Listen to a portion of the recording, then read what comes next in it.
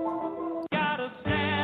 is the Light of Truth radio broadcast with Michael Boldea.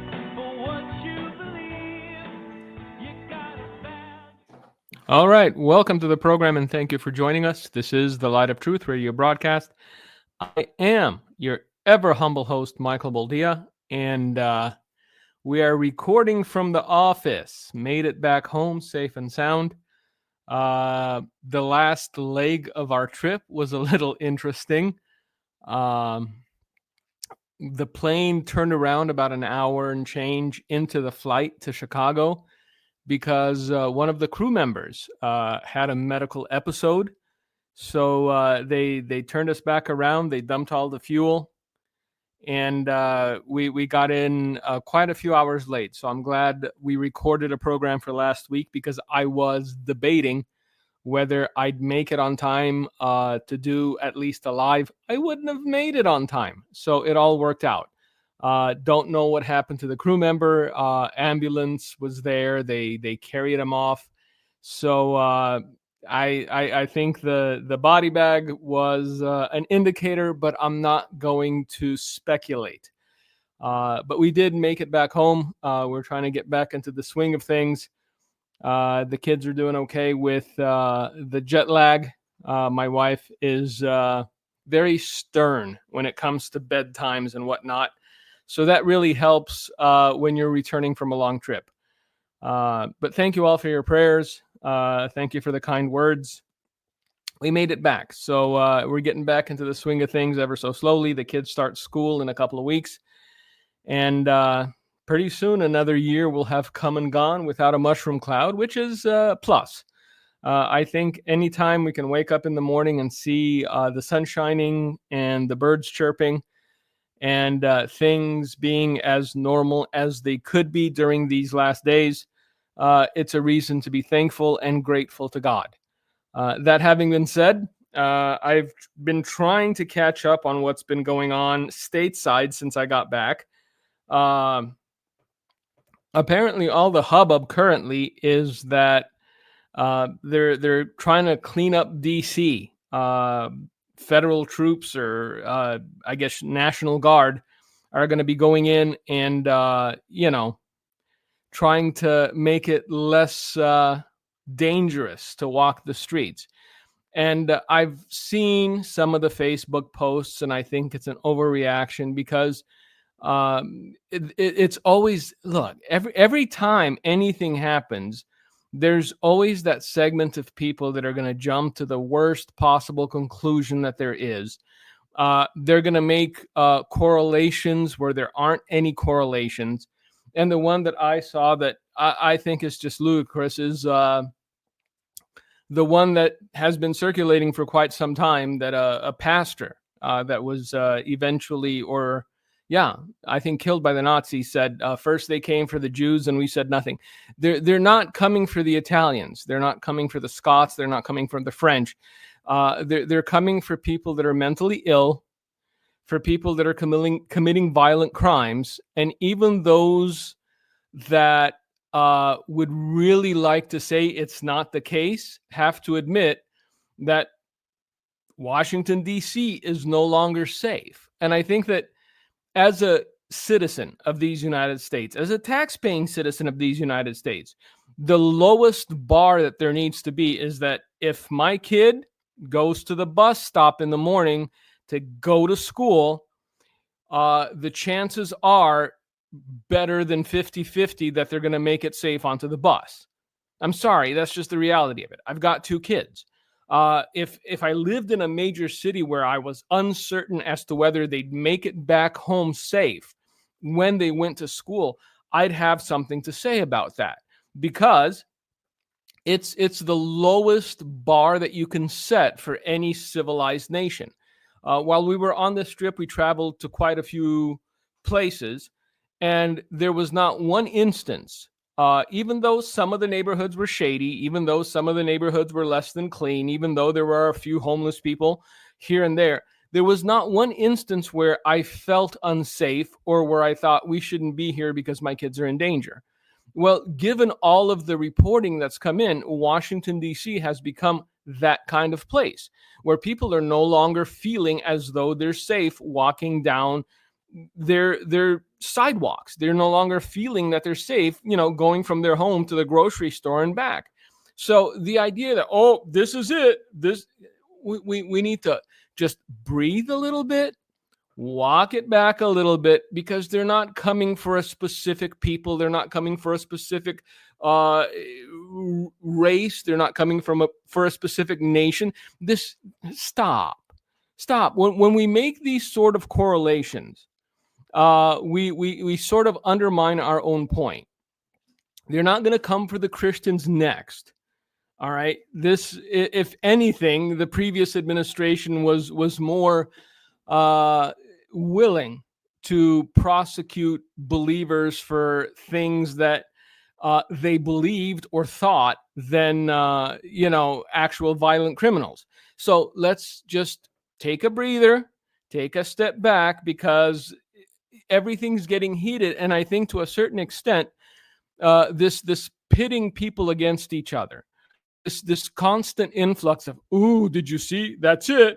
It's Hitler with orange hair.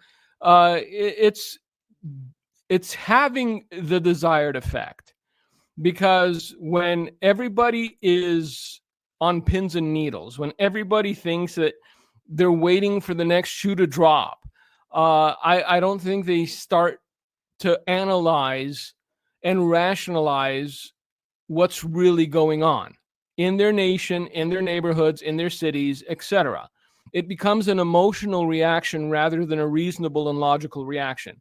I've pulled up a couple of stories because, like I said, I've been trying to catch up on what's been going on. And if anyone has a bone to pick with the current administration, it's likely CNN. And even a CNN analyst can't deny that DC is a dangerous place. And it should be, common sense to say, yeah, I don't like walking outside and having somebody throw a brick at my head, then steal my shoes. I think that individuals who've grown accustomed to this sort of mindset, they've grown accustomed to this sort of environment. Either they have no choice and they have to acquiesce, they have to make do, or they're just so far removed from everything going on around them that they don't understand there is real violence going on. There are people being beaten, being killed, being shot, being stabbed, being robbed. And it shouldn't happen in the nation's capital of all places. And I know that, never one to abstain from fomenting any sort of, racial bias. The Reverend Al Sharpton chimed in and said that the big orange man is race baiting by targeting black majority cities. Now, we have to understand the difference between correlation and causation. I don't believe that the intent of the administration was to be heavy-handed with black majority cities. I think their purpose is to tamp down the crime that has gotten out of hand. Look, in every society, whether civilized or less than, whether a third world country or one of the major players, you're going to have those who are predators and those whom they deem as prey. Those who are deemed as victims to those who can overpower them and do as they will with them. It's gotten out of hand in America. It's gotten out of hand in the major cities. It has nothing to do with the fact that those cities are black majority. It's just when you have 3 million people packed into a city that shouldn't be 3 million people, the percentages of violent crime go up. But let's get into the wisdom of the Reverend Al Sharpton. I don't even know if he still calls himself a reverend anymore. If he does, it's a stretch. Let's just call it that. It's a stretch. But MSNBC, another one of those networks that would like nothing more than to see the big orange man suffer some horrible thing. MSNBC political commentator, well, I guess he dropped the reverend because it's just Al Sharpton now, said on Tuesday that President Donald Trump is taking federal control of the police department in Washington, D.C., and calling out crime in other major black cities, and that is race baiting. Again, correlation and causation. These are two very different things. Just because where most crime happens to be big cities that are, by and large, I guess, majority black cities, it doesn't mean that that was the intent of the administration. He's not targeting the black community. He's targeting crime. Now, the question should be, why is so much crime happening in these major cities? I live in a town. Some people consider it a village here in Wisconsin. I chose to live in a small town where I have to drive to go to the grocery store, where I have to drive to take my kids out for ice cream, because their safety was more important to me than having access to everything within walking distance. We had this discussion long before the second child came around. Right when Victoria was still a baby, I sat down with my wife and we discussed where we wanted to plant roots, where we wanted to settle down. And my wife has always liked the big cities. She's a big fan of Chicago. And I said, if we're going to have children, the one non-negotiable for me is that my children don't step over sleeping homeless people or hopscotch over needles and human feces to go to school. So if your dream is a big city, you picked the wrong horse. And eventually she saw the wisdom of my argument, because yes, it's convenient. You walk out of your apartment somewhere on the 88th floor in Chicago, and right, in the lobby, there's a coffee shop and there's a grocery store and whatnot. But then when you go outside and the smell of human urine hits you in the face, you kind of start to sort of balance it out and go, not worth it. I'd rather drive the 3 minutes to the Piggly Wiggly, and I'd rather brew my own coffee at home than have to deal with the situation. And yes, I've been to Chicago off and on for years now. And every time I go, the number of those that are homeless multiply, and I have empathy for the homeless. But what I don't have empathy for is those that lash out violently when you don't spot them $5 till tomorrow. I don't have empathy for people who use their situations to abuse others. And this is what is happening in a lot of major cities. There are people that feel unsafe going outside of their home. They're prisoners in their own home, and they're not even getting 3 hots and a cot for free. They have to pay rent and they have to pay a mortgage. And you walk outside and you're like, yeah, I'm going back in today because I don't know if I'm going to make it back without blood on my white shirt. So that's the reality that a lot of people in big cities are living with. This is why there's not a lot of pushback from the citizenry. Who there is pushback from is from individuals who believe that the only leverage they currently have as far as affecting the next election cycle, which is less than a year change away, is race baiting. Look, when you race bait, you are demanding an emotional response while doing away with all the statistics and the facts. The facts speak for themselves. There is a lot of violent crime going on in the big cities. The fact that many of them are majority black, I don't believe had anything to do with the reason that the rollout of this anti-crime push is taking place. But people like Al Sharpton are quick to jump on the bandwagon and say, "Yep, that's why, because they hate black people." Look, whether you love him or you hate him, you think he's the next best thing since sliced bread, or you think is the Antichrist, look at the big orange man's history throughout the years and how he has uh, engaged with the African American community.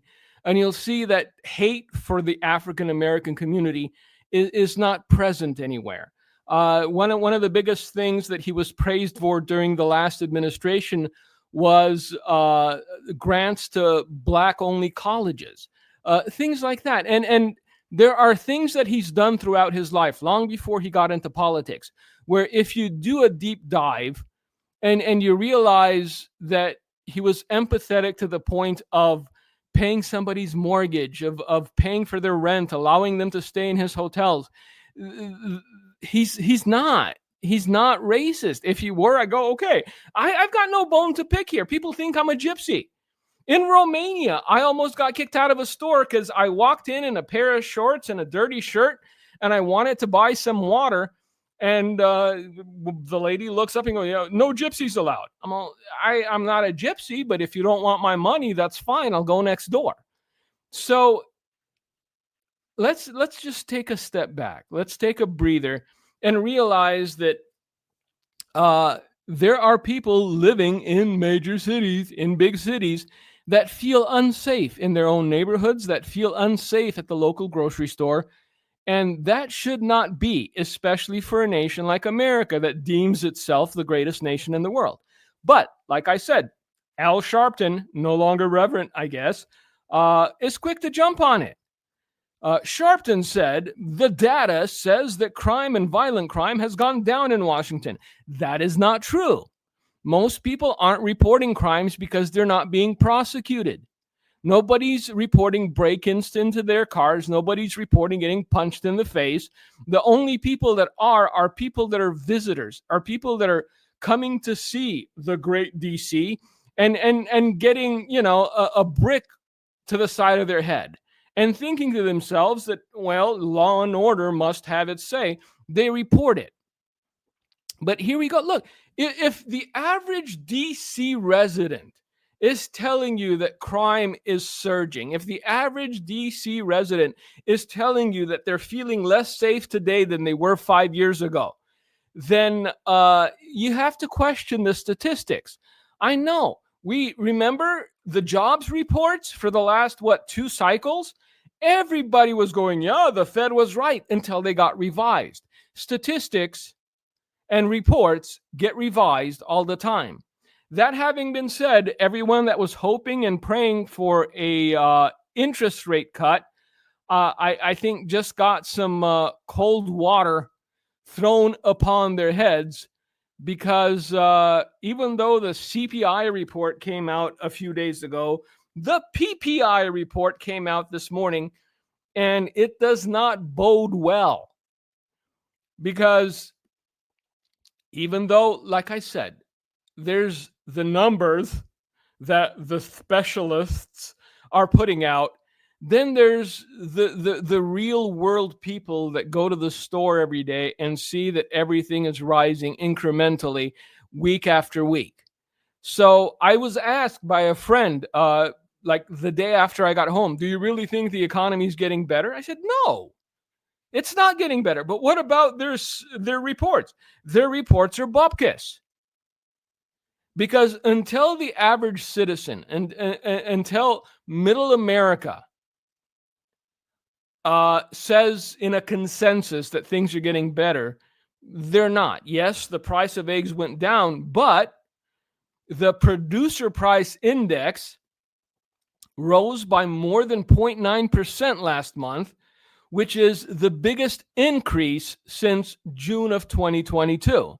So you're going to have this perfect storm of higher prices, less available jobs, less wages, because if there's less jobs and more people vying for them, eventually you're going to find someone that'll take less money because they have to feed their kids, whatever they feed their kids. Even ramen costs money. So the idea that this is the golden age economically for America, I don't believe that's true. I've made that statement repeatedly, because the facts on the ground disprove the statistics. They disprove the numbers. And I think that people who can put their finger on the scale in any manner when it comes to this will continue to do so until the midterm elections. Because if people are unhappy, if people realize that what was promised them isn't materializing, they're likely to switch horses. This is the thing about American elections. Every 2 years, congressionally and senatorially, and every 4 years, presidentially, you can switch horses. And the worse they can make it for the next 16, 18 months, the bigger the chance that either the Senate or the Congress or the House or all would flip. So wholesale prices, the prices at which manufacturers or suppliers sell goods in bulk to retailers instead of individuals, rose more than expected in July, according to a Bureau of Labor Statistics report. The PPI rose by 0.9%, which far exceeds the Dow Jones 0.2% estimate. So it wasn't just by 0.1 or 0.2%. This was a big gap. And I think that what most people are seeing, speaking of gaps, is that the gap between the haves and have-nots is widening with each passing day.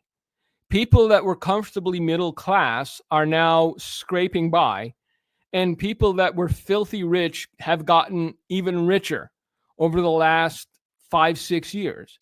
And I think that eventually there will be a straw that breaks the camel's back. Eventually, you're going to have that eat the rich moment, which I disagree with, but it's going to happen because you're going to have a majority of people that are disenfranchised, that can't afford to buy a home, that can't afford to pay their rent, that can't afford food, that can't afford heating, that can't afford electricity, and the list goes on. And granted, some of these people are fiscally irresponsible and they don't know how to budget, and they'd rather get a $500 tattoo than pay down their bills. But it's not all, and it's not even a majority.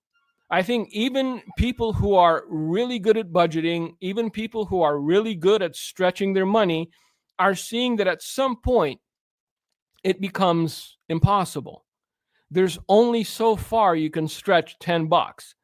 I mean, you can keep pouring water into the chicken stock, but eventually it's just water. Excluding food and energy prices, core PPI rose by 0.9% against the expected 0.3%. The index also rose by 0.6% when excluding food, energy, and trade services. On an annualized basis, headline PPI increased by 3.3%, which is the largest one-year move since February. So this is not boding well for the economy as far as the average citizen is concerned. I don't think Bill Gates is going to skip a meal. But most people that are budgeting and they're like this close, they might. Services inflation provided much of the push higher, rising 1.1% in July, for the largest gain also since March 2022. Now, I brewed myself a cup of coffee. It smells like feet because it was the Keurig here in the office, but I'm going to take a sip anyway. And then I'm going to tell you when we're when we're recording this. So just for the sake of posterity, this program is being recorded today, August the 14th, the year of our Lord 2025. So it's fresh. This news that we're going to be talking about isn't stale by any means. It's not old. And so you'll get an idea of where we're headed. I think we all know where we are going. The question is, how quickly? How far before we get to that destination? Because if the Bible tells you this is what the last days will look like, then us trying to say we can mitigate it or circumvent it or, you know, not go through it in any way is foolishness. So the question is, can we forestall this? The question is, can this be put off for a little while? I know that some of you don't want that. Some of you just want it all to crash and burn. I got kids, so I have a perhaps different perspective because I don't want to see those days. If currently in major cities it's unsafe for somebody to walk down the street with a bag of groceries, imagine how it will be when the financial system collapses or when people going to the grocery store have to do so carrying weapons because the chances of them being robbed on their way home has gone up by 1,000%. So anyone that's looking forward to those days, I don't think understands just how bleak those days will be. Are they coming? Yes. The Bible says they're coming. We know these days are coming. The question is how quickly. I think that this report has deflated a lot of hopes as far as inflation being under control and therefore interest rates going down. I don't see that we can keep going this way for much longer. And right now, there are people who have vested interest, who have their own agendas that are fomenting the idea of violence wherever they turn. Maxine Waters, of all people, I know, lovely Maxine, says that Trump is leading the U.S. into a civil war for cracking down on illegal immigration. What is your alternative, madam? Because I understand we can throw mud. I understand we can make these proclamations. But you need to present an alternative in order for us to take you seriously. The rep, Maxine Waters of California, apparently believes that President Donald Orange Man Trump is leading the U.S. into civil war for delivering on his promise, namely cracking down on illegal immigration. Again, I've said this before. I'm going to say it again because some people keep writing in, why do you hate immigrants? I'm an immigrant. My family immigrated to these United States in 1984. The caveat is we did it legally. We had to wait in Italy for 6 months for paperwork. We had to get a sponsorship from a Romanian church in California just to be able to set foot on American soil. And I think that people who go through the legal system, people who do it legally, appreciate being able to come to America a lot more than people that just walk across a border and start demanding things. I think that anybody that went through the rigmarole of legal immigration to the U.S., of waiting for their green cards, of waiting the 5 years for their citizenship, of doing all of that, I think the work that they put in order to obtain American citizenship goes a lot further to them appreciating being American and to assimilating to a certain extent. Those that don't. A lot of people want to come here because they understand the cow is fatted and there's plenty of milk in the teat. The problem is there isn't that much milk in the teat left. And there's more and more people vying for that little amount of milk. And those people that are paying into the system, those people that are actively supporting the 50% are getting a little tired. Our backs are getting a little achy. There's a little bit of muscle strain. And I've got no problem helping the world, but I have to put my kids and their ability to have 3 meals a day, or at least 2, at the forefront of my mind. Because any individual who doesn't care for his own first, I don't know. There's something real fishy there. So, Maxine Waters made the remarks upon visiting the Metropolitan Detention Center and Department of Homeland Security field office in Los Angeles, California on Monday. She was not alone, as Democrat reps Brad Sherman, Judy Chu, and Jimmy Gomez also went. And they did, in fact, get to tour the facility. Despite that, Waters believes that Trump is attempting to lead the country into civil war for cracking down on illegal immigration, a very basic campaign promise that Americans overwhelmingly voted for in 2024. Words mean nothing. Actions mean everything. Watch this. Watch it very closely. Ask a lot of questions. Focus those cameras on everything that's going on, because this president is trying to lead us into what could be called a civil war. Well, see, I don't want to question Maxine Waters' intellect, but a civil war presupposes that you have citizens of one nation that are at conflict with each other. If you remember the United States Civil War, it was the North and the South over slavery. So the idea that you can spark a civil war by removing individuals that are not supposed to be here, individuals who are by law illegal, who exactly is on the other side of this civil war? I know, the Democrat machine, because it's the only way they can see themselves to gaining a foothold in the midterm elections. And if that happens, then we're going to have another 2 years of impeachments and all this other good stuff. So, this is not the first time Waters has used such rhetoric. In March, Waters stated that she was worried that Trump is on the edge of creating a civil war.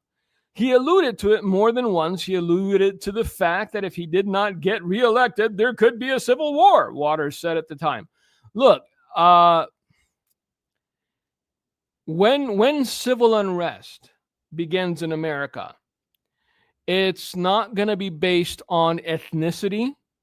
It's not going to be based on race. It's not going to be based on what continent a group is from versus what continent the other group is from. It's going to be based along socioeconomic lines, the haves against the have-nots. And the have-nots outnumber the haves by a lot. This is why I'm concerned about this PPI number, the wholesale number, because it directly affects the average citizen. So anybody that thinks it's going to be a racial war, I don't see that. It's not, because even, hardworking black people in black neighborhoods don't like getting robbed. Even hardworking black people in black neighborhoods don't like seeing individuals on the street corners selling drugs to kids who are later found to have overdosed. So let's again throttle back the rhetoric just a little bit. Now, I do see the fact that if a vast majority can no longer afford the basic necessities, if they can't afford to feed their kids, if they can't afford to keep a roof over their heads, which is the big globalist plan, you will own nothing and be happy. Apparently, the happiness hasn't come, because most people are coming to the point of owning nothing. And yet, here we still sit, joyless. So, at some point, most people are either going to grow to resent the system, grow to resent their bosses, grow to resent the people that are giving them jobs, and no longer want to do that. And then from the resentment comes that feeling of entitlement. Well, I helped you build your business, so I deserve a piece. It's a slippery slope.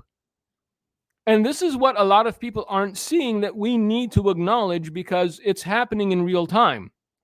And it's only going to get worse, especially with this generation of 25 and unders that don't understand that when you go to work, you put in 8 hours. I know, it's mind-blowing. What do you mean 8 hours? I want to be here for 30 minutes and make 100 grand. Doesn't happen. But as long as this mindset can be fomented, as long as this mindset can be encouraged upon the young, and they being told that the one way to have equity, I know I hate that word too, not equality, but equity, is to adopt socialism, you begin to see how close we are to that tipping point. Because New York right now is likely going to have a socialist mayor. It's something that 30 years ago, unheard of. The only close to socialist was Bernie Sanders. And he was just now I guess, because he owns 3 homes, he's no longer in that camp.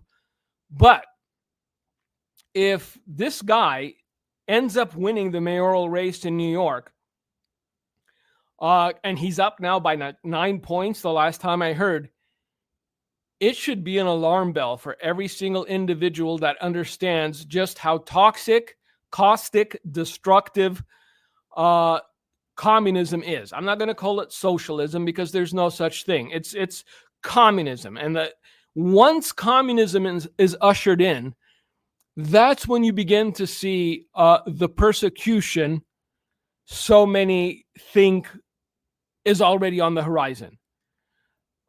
Because it's no longer about the individual's rights. It's no longer about the individual's opinion. It's about the greater good. And if you've heard some of these politicians, quasi-politicians, and individuals that have influence, and yes, I just did the air quotes, talk, the one segment of the population that is resisting the sweet, sweet embrace of socialism, the one segment of the population that they would like to see done away with sooner rather than later, are Bible-believing Christians. Because they're just a thorn in their side. They're a thorn in the side of hedonism. They're a thorn in the side of their perversion. They're a thorn in the side of their chaos, and they need to be removed. So if you want to American prophetic this, so be it. I'm just telling you, this isn't what you think it is, what's happening in the major cities. It's trying to tamp down crime, because when you come to the point of no longer reporting breaking and enterings, of no longer reporting robberies, of no longer reporting things because you know the cops aren't going to do anything because, well, law's on the books. If they steal less than $1,000, what are we going to do about it? We just pat them on the back and help them to their bike. So the average citizen is seeing all this, and the disgust continues to build. The resentment continues to build. And eventually, there will be a straw that breaks the camel's back. I've said this before. I will repeat it again because it's necessary. Don't believe everything you see offhand. Don't believe everything you hear offhand. Take a minute, take a breath, and actually do some research to see whether what you're being fed is what they're telling you it is. Because there's a lot of misinformation, and it's not coming from the Russians, and it's not coming from Europe. It's coming from certain demographics in politics that are trying to keep people pitted against each other so that hopefully they don't see how quickly everything is falling apart around them. Now, back to the Reverend Sharpton. I know he's not a reverend anymore. I still like to call him the Rev, because if that's the bar for being a reverend, then you understand why there's so many problems within the Christian church across the board and across every denomination. He continued. There are many cities in between Washington and Chicago, Washington and Oakland. He only chose the black ones. So it's clear. What he's trying to do, he's trying to race bait. Tell me other cities that are per capita more violent and that have more violent crime than Chicago, than DC, than Philadelphia, than Oakland. And perhaps I will entertain your argument, sir. His own base is very concerned about Epstein. So what do? You go throw your base red meat. Let's go back into race. All the blacks are breaking crime, breaking the law. We need to go in. Nobody said that. I'm sorry. This is you projecting. And this is you gaslighting. It's race baiting. I think that what he has done is disgraceful, and it puts people under siege unnecessarily. It's a misuse of law enforcement, people. Yes, where there is crime, we need to support those criminals being subject to the law. Well, but the law is no longer the law. The law allows for the predators to work their craft and make more victims than ever before. The law no longer states that if you steal, you go to jail. The law says you're not even going to get a file. There's not even going to be a report if you steal less than $1,000, or I think it's $996. I mean, I don't know if you've been to a major city recently, but everything is behind plexiglass. If you want to go buy a can of deodorant, you have to walk somebody up the aisle with a set of keys to open up the plexiglass door so you can get your deodorant. And yet, violent crime is on the decline. There's no crime here. Isn't there, though? That's the thing. There's what people say, and then there's what people see. And this is why I think this endeavor to stamp out crime in major cities has so much support. Because the talking heads are saying one thing, and not all of them. There was a lady, I think, on CNN that said she got smacked in the face while walking to the studio. I mean, even people working in DC that would love to say this is wrong can't do it because they're living it. That should tell you something. Well, first they came for the Jews. No, first they came for the criminals. Arrest them. That's the reality we're living in. If you take a brick and smash an old lady over the face to steal her purse, you deserve to go to prison. I don't need to ask whether the old lady died or if she had brain damage or if she had to have reconstructive surgery. You hit an old lady with a brick in the face. So I think that we're over nuancing this to the point of it becoming ridiculous. Nobody's targeting a race of people. They're targeting people who have no qualms about committing crimes. They're targeting people who have no qualms about committing violent crimes. So before we, reshare all these ludicrous memes, take a step back and take a breath. We knew these days were coming. Now, if they can be slowed down a bit, so be it. If they can't, God's will be done. But I can't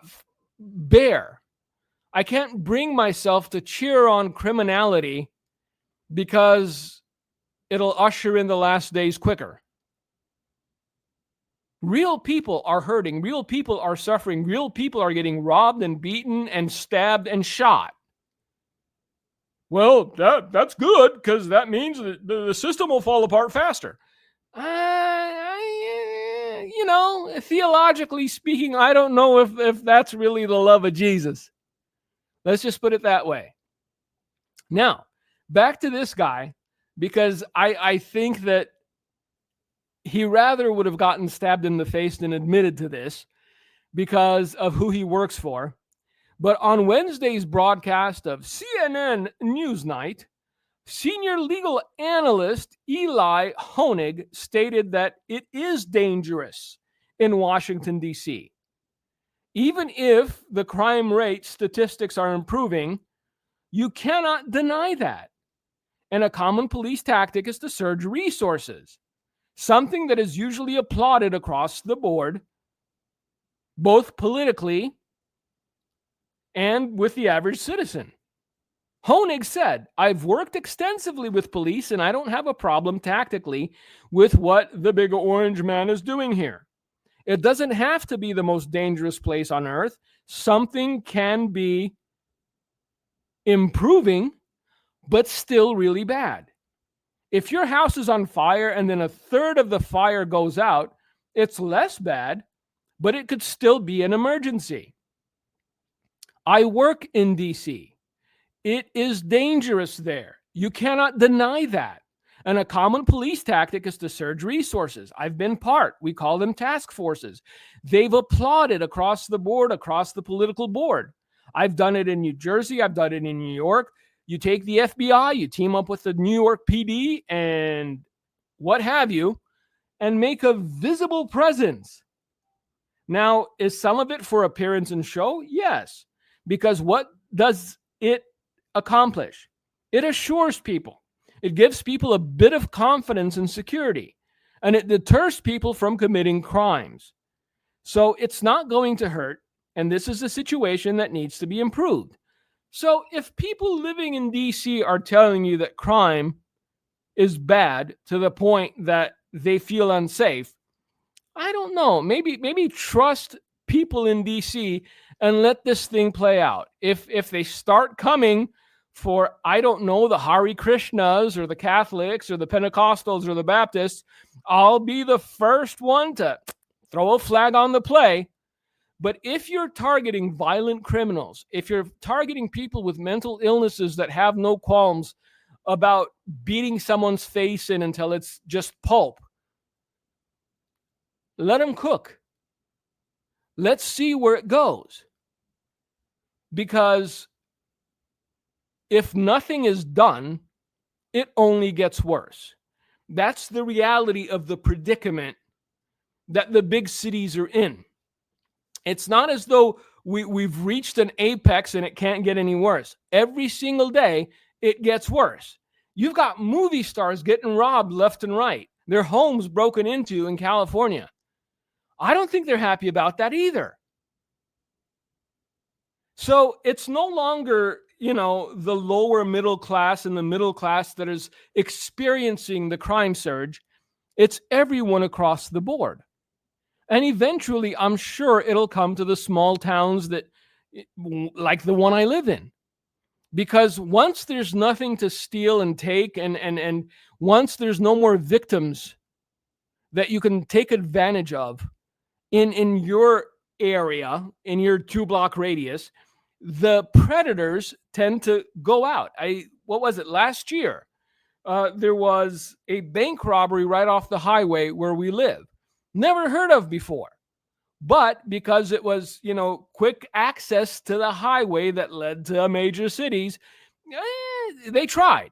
Now, the cops were quick on the take. They stopped them. They got arrested. But it's not isolated. It will not be isolated to the major cities.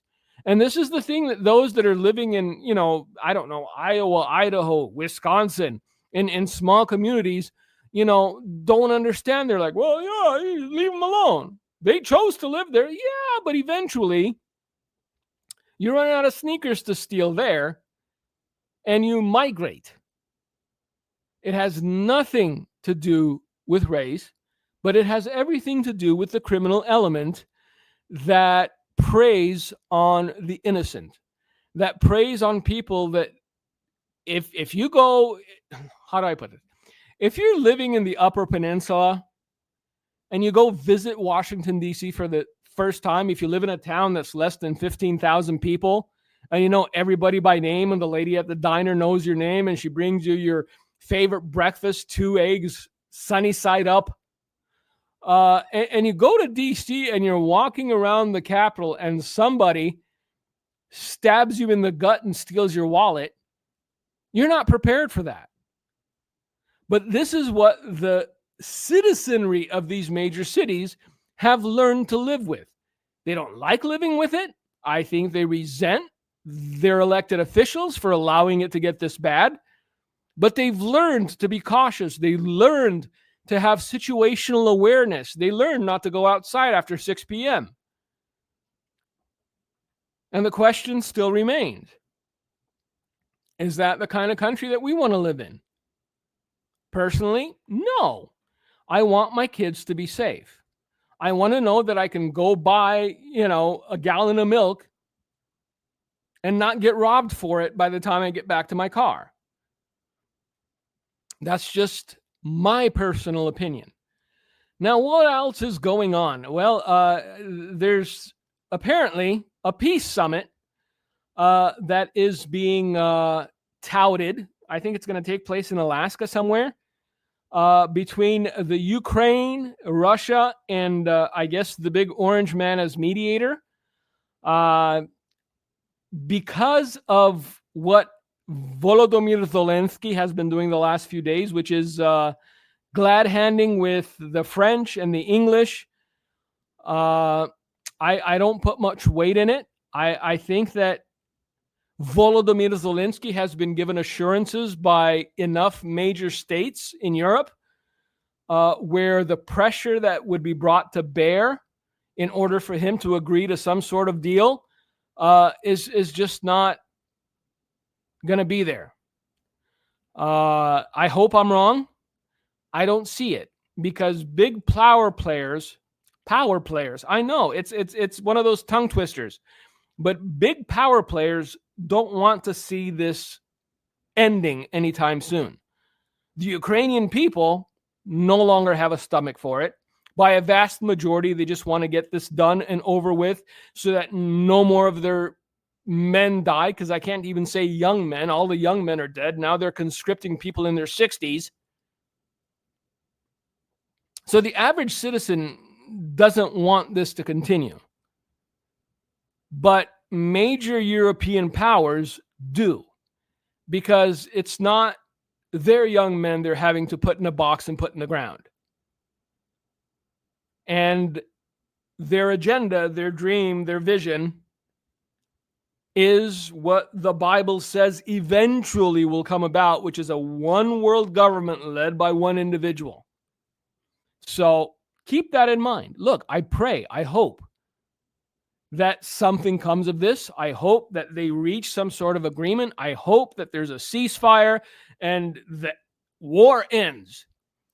But there are too many players that are asserting enough influence that don't want to see this to ending anytime soon, that I don't think it's going to go anywhere. I honestly don't. I think they're going to make a show of it. I think but no. Because once you have assurances from the major leaders of Europe that even if the Americans pull support, we're still behind you, buddy. It gives you the impetus to, dig your heels in. It gives you the impetus to be a little snarky. And I don't think Vladimir Putin is interested in the snark of Volodymyr Zelensky. So we'll see where it goes. I'm sure next week we'll have more news on it. But I think the most prescient news for today is that the economy is not doing better.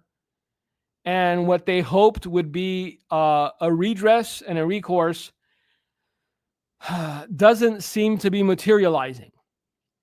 I think that most people see it at their local grocer. Most people see it at the store. Most people see it at the quality of food they're able to buy with the money that they used to spend 2-3 years ago. And this will go a long way to a lot of people growing bitter and resentful towards everyone that has a little more than them. And I think that is the perfect environment to foment hate and violence and the things that we know are on the horizon. So how long do we have? Lord knows. I hope we have years. I don't believe we're going to hit 5 years. But then again, I thought we'd be glowing in the dark by now, and we aren't. So unless you hear, thus says the Lord coming from these lips, I am allowed to make mistakes, in my opinion. I know. Then why do we listen to you? Because I have such a soothing voice. Don't know why you listen to me, but you do. So there you are. Now, there were other stories that I wanted to get into, but we don't have the time. And before, again, you got to look in your own cupboard first and see what's rotting there before you can check your neighbor's cupboard and make sure that all his food is organic. An Episcopal priest was just caught by a predator catching team soliciting favors from a minor. Everywhere you look, every denomination across the board,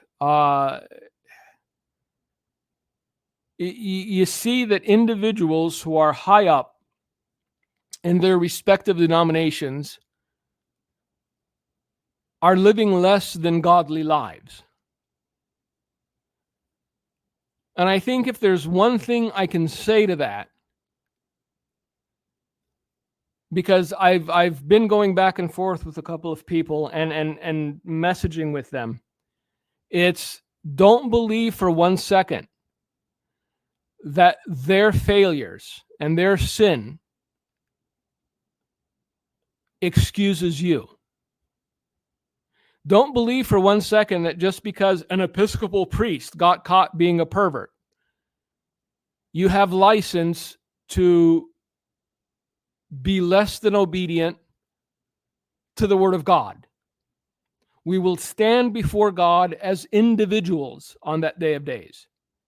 It won't be with our church. It won't be with our denomination. It won't even be with our family. And we know what the Bible says very clearly.